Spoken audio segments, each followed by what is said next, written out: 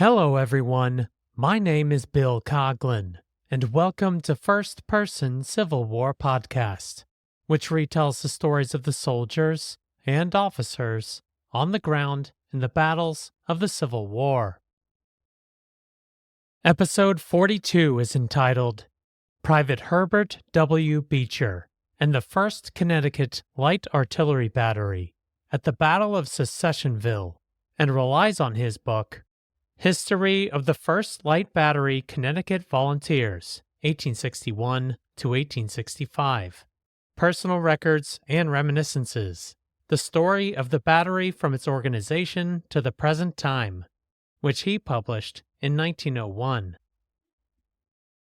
Herbert Willard Beecher was born in Bethany, Connecticut on 31 January 1839, to a family with roots in the state dating to 1638. Though not specified in census records, he lived in Virginia for several years before returning to Connecticut sometime before the 1860 census. At the beginning of the Civil War, Herbert Beecher worked as a bookkeeper in New Haven and had a strong desire to fight after the firing on Fort Sumter. He enlisted in the 2nd Connecticut Infantry, a 90-day regiment, which fought at the First Battle of Bull Run, then mustered out of service. Connecticut soon received authorization to form regiments of infantry, cavalry, and batteries of artillery for 3 years of service. One such organization was the 1st Connecticut Light Artillery, which distributed flyers in October 1861 with the following advertisement. A call having been made by this state for a battery of light artillery, and Governor Buckingham having authorized the raising of the same, this communication is sent to secure your active cooperation in recruiting such a company of artillerymen as shall be the honor of Connecticut. It will be the only battery in the field from this state. In fact, more formed as the war progressed, and continues, and will comprise of 6 pieces of brass rifled ordnance, to be commanded by the most experienced artillerist that can be obtained, and before leaving for the seat of war, will receive a complete outfit. Men are wanted who will enter into the service with a will to sustain our government, and this appeal is made to you to do what you can to further the cause. If you cannot go, get someone to go in your place. From October to December of 1861, 154 men joined the 1st Connecticut Light Artillery, which Herbert Beecher enlisted as a private on 29 November. The battery formed at Camp Tyler, outside of Meriden, Connecticut, and upon arrival to the camp, Private Beecher's first task in the battery was to care for the horses. I was brought up in Virginia, where roads were bad and everyone had to ride horseback. Almost the first thing I can remember was being on the back of a horse, and while still a young child, was considered a fair horseman. When I reached Camp Tyler and looked over the battery, I thought it was composed of the worst lot of horsemen I had ever seen. I was overheard as saying so, and for my criticism got detailed as a rider. I was given a pair of horses. One of them was a kicker. I went to him and said, "Whoa, boy." For saying that, I received a kick, which sent me across the alley against the horse on the other side. As he did not like my company any better than the first horse, he sent me back again, and I was again greeted with another kick. Life at Camp Tyler for the 1st Connecticut Light Artillery consisted of drill, reading artillery manuals, and caring for the horses, as they completed filling the ranks by early December 1861. On 13 January 1862, Private Beecher and the 1st Connecticut Light Artillery departed camp to travel down to Beaufort, South Carolina, and was assigned to the Department of the South. The 1st Connecticut Light Artillery had 6 14-pounder James rifles, and according to Private Beecher, the pieces were so new that the projectile ranges were unknown. The original design was a 6-pound smoothbore artillery piece, but as the Civil War began, the James rifle underwent several variant modifications, all of which included rifled bores and increased calibers. It was a beautiful but untried gun. The elongated projectiles were also new and had to be tested. The target practice to determine the ranges at once developed the fact that about half of the percussion shells were worse than useless. They not only often burst as soon as they left the gun, but the gutta percha packing was stripped off in firing, and the shell, instead of following the rifle, cut across it, to the great injury of the gun. With the ammunition issues identified and fixed, the 1st Connecticut Light Artillery would soon play an active part in the operations against Charleston, South Carolina. After the success of the Battle of Port Royal, the Union Army and Navy expanded its presence on the South Carolina coast and prepared offensive operations on Charleston, the site of the opening shots of the war. In early June 1862, the Department of the South occupied several islands south of Charleston Harbor, including James Island. According to Major General David Hunter, the commander of the department and the overall expedition, the intent of occupying these islands was for the larger purpose of attacking Charleston by land. But he was unable to bring his entire force onto the island and decided to wait until transports could return. The Confederates on James Island were not idle with their foe so close to the city of Charleston. As part of an increase of fortifications in the area, they constructed the Tower Battery just outside of the small town of Secessionville, and Major General Hunter assessed that this position was too strong for an assault with the men that he had. I therefore determined to make no forward movement, having satisfied myself by reconnaissance of the increase of the enemy's strength. I gave positive orders to General Benham that no advance should be made until further explicit orders had been received from these headquarters. General Benham disobeyed these positive orders and clear instructions. Brigadier General Benjamin W. Benham was placed in tactical command of Brigadier General Horatio W. Wright's 1st Division and Brigadier General Isaac I. Stevens's 2nd Division, which included Private Beecher and the 1st Connecticut Light Artillery.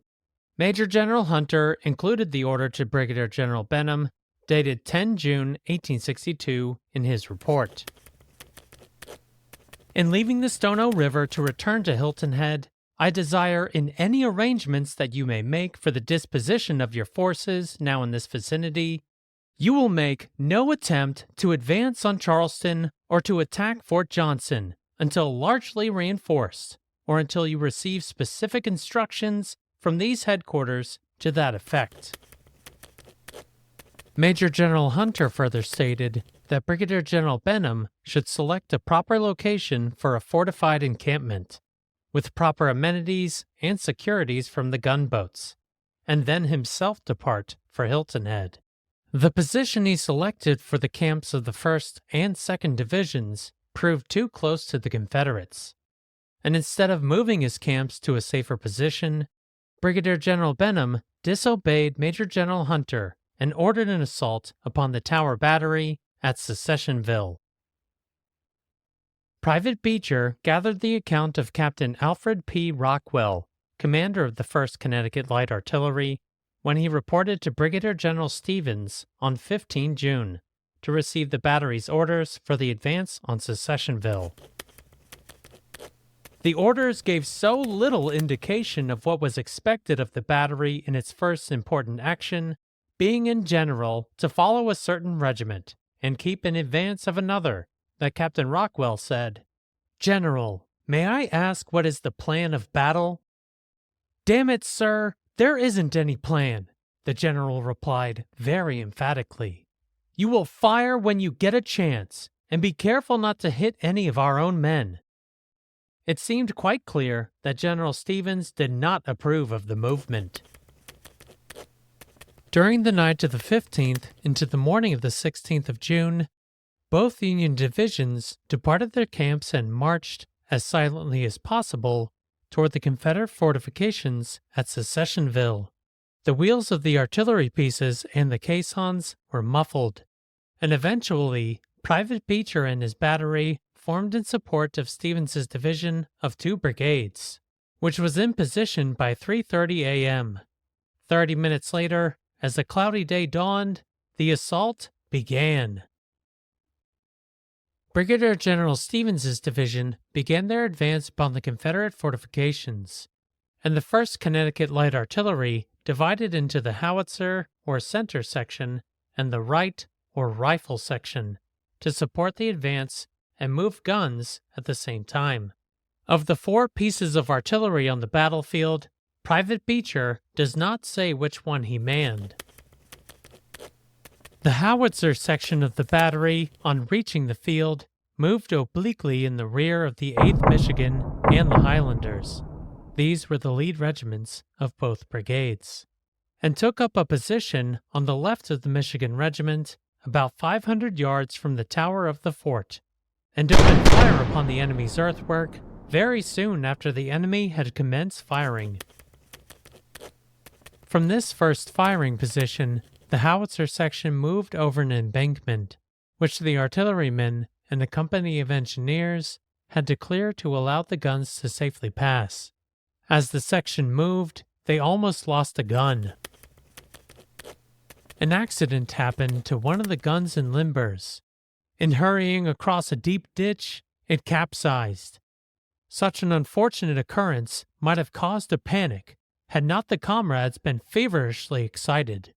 Gun and limber was quickly lifted up, ready to go on with the other. How was it done? Not a man or officer could tell. Comrade Lord often says that it seemed to him that he and Comrade Scranton lifted it up themselves. Keep in mind that one James gun weighed approximately 900 pounds, so an entire gun crew and the horses was most likely employed. But this still does not discount that the artillerymen were probably running on some level of adrenaline, being that this was their first fight, and that they were now under fire from the Confederate artillery. Comrade Hawley states that a solid shot struck the ground close to the capsized gun, making the dirt fly and knocking him down. A cry went up that he was killed, but he was on his feet again in a moment, none the worse for the experience. Private Beecher and the 1st Connecticut Light Artillery reunited in the second firing position as the assault of the 2nd Division continued upon the Tower Battery. After getting into position, the howitzers poured a galling fire into the fort, and the enemy realized that the Connecticut men knew how to handle their guns. The right section arrived upon the field at the double quick and was advancing to support the center section when Captain Rockwell received orders to send one piece to support Lieutenant Porter and to plant one gun in the road to protect the left flank. Accordingly, one piece joined the howitzers, and the 3 guns did some effective work under conditions that tried men's souls.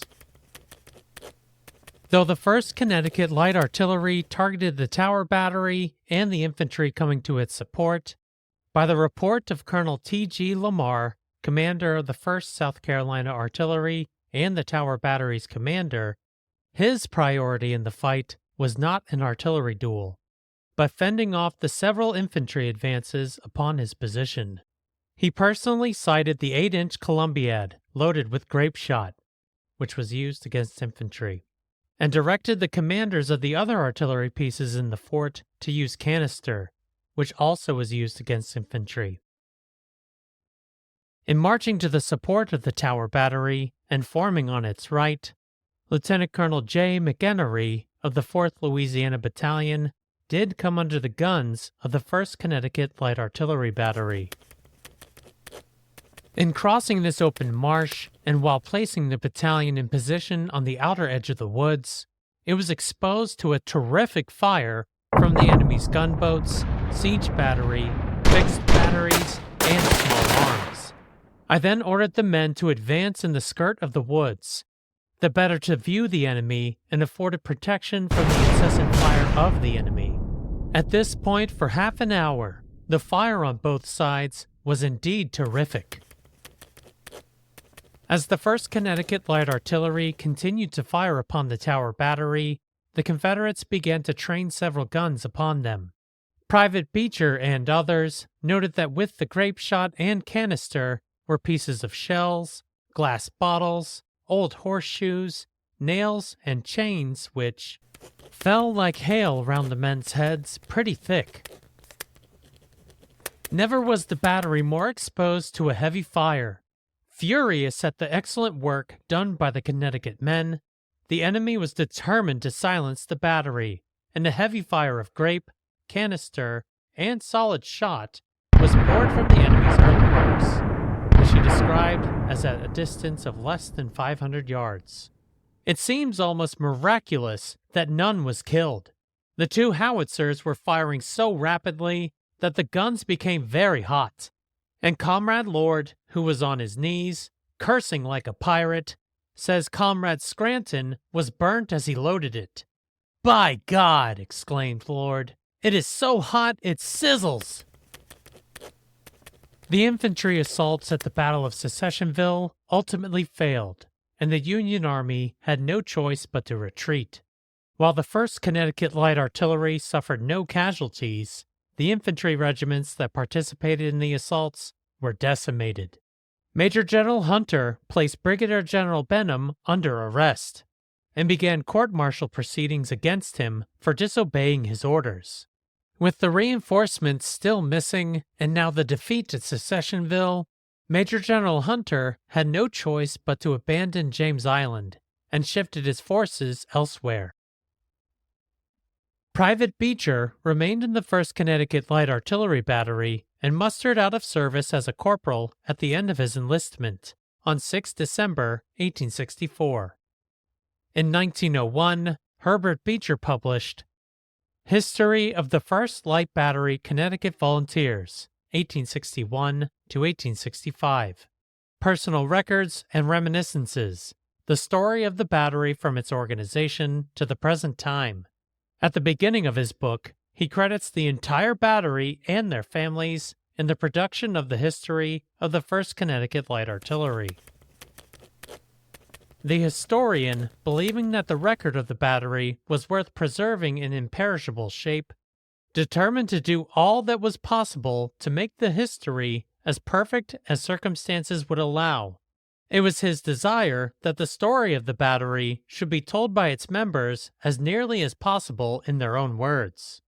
To obtain this result, he has written hundreds of letters, traveled thousands of miles, and interviewed many of the surviving comrades and the descendants of those who have passed from the earth life, in order that this history may be a valued possession through the succeeding generations. Thank you for listening to the 42nd episode.